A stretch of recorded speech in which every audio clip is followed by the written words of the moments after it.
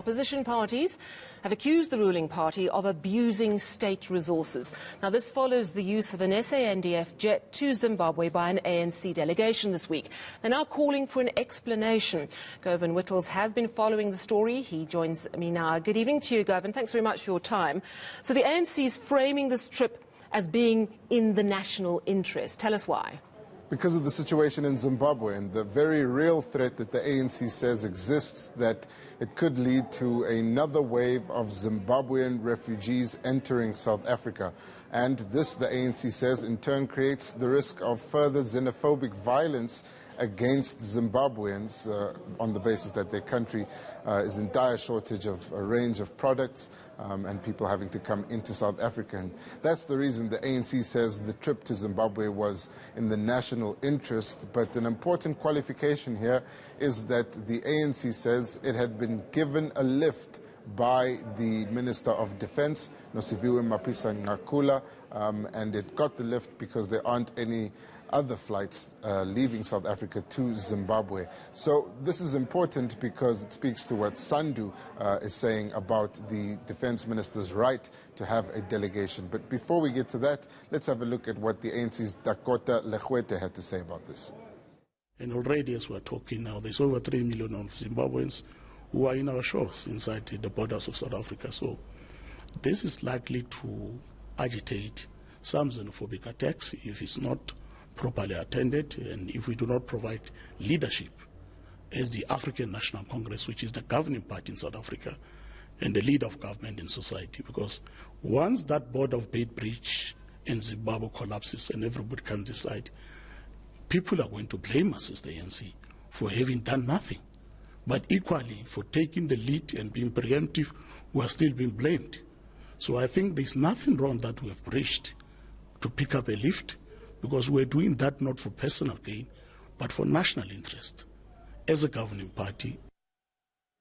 So my understanding there is that it's not actually ANC business. It was an ANC delegation speaking to the governing party in Zimbabwe, but talking about matters of national importance, and that is the justification. And it seems they're getting some support from the Defence Union. Tell us what they're saying.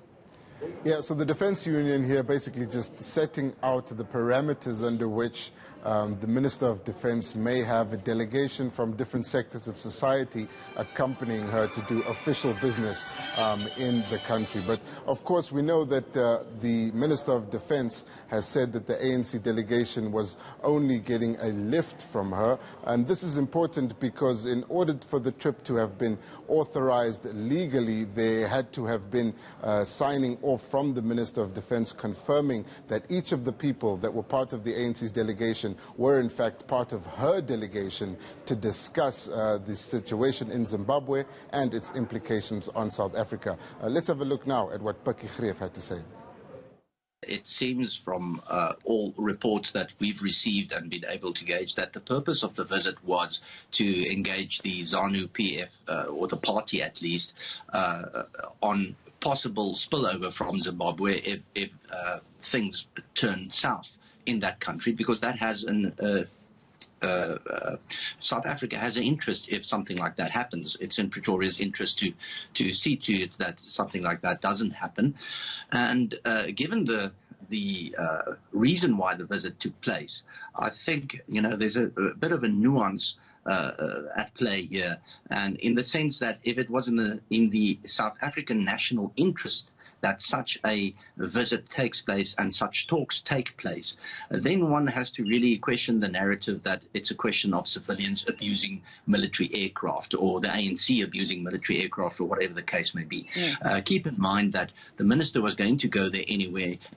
There was another minister also on board, and that's the way that ministers get transported. And if a delegation is with them, be it a delegation of academics, politicians from whatever party, and it's in the interest of the country, and given the pandemic and the fact that there's a shutdown on international flights, then it makes perfect economic and strategic sense to transport that delegation in this way.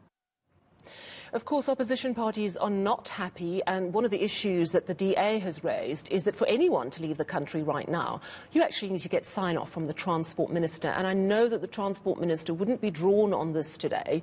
So, given what Pikkie is saying, is there really any basis that you can see for any formal complaints, and has anyone actually laid a formal complaint at this point?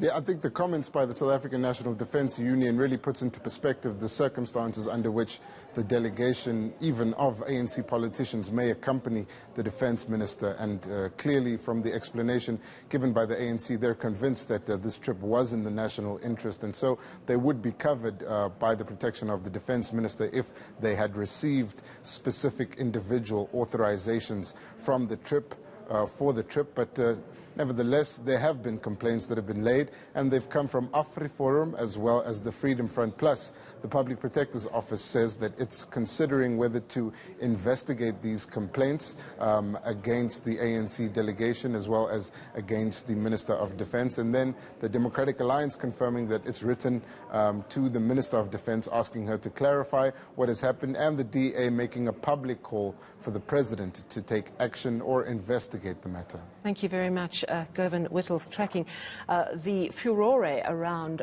that SANDF jet.